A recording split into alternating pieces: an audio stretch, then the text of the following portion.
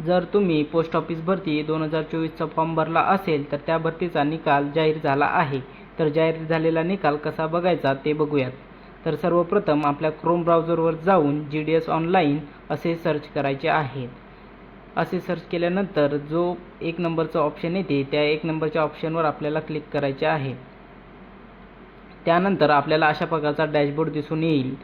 या डॅशबोर्डवर थोडं खाली स्क्रोल केल्यानंतर GDS ऑनलाईन एंगेजमेंट शेड्यूल जुलै 2024 शॉर्टलिस्ट असे दिसून येते। या समोरचे जे प्लसचे बटन आहे त्या प्लसच्या बटनावर क्लिक करून आपल्याला महाराष्ट्र राज्य हे सिलेक्ट करायचं आहे।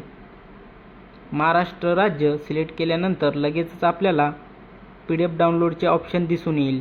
या PDFला डाउनलोड करून घ्यायचे आहे। ही PDF डाउनलोड झाल्यानंतर आपल्याला यामध्ये आपलं नाव शोधायचं आहे। तर ते कसे शोधायचं ते बघूयात। तर आपण जेव्हा फॉर्म भरतो त्या फॉर्म भरताना आपल्याला रजिस्टर नंबर दिलेला असतो। त्या रजिस्टर नंबर आपल्याला सर्च करून आपले नाव आहे की नाही ते चेक करू शकतो। तर आशा आहे की तुम्हाला हा व्हिडिओ समजला असेल।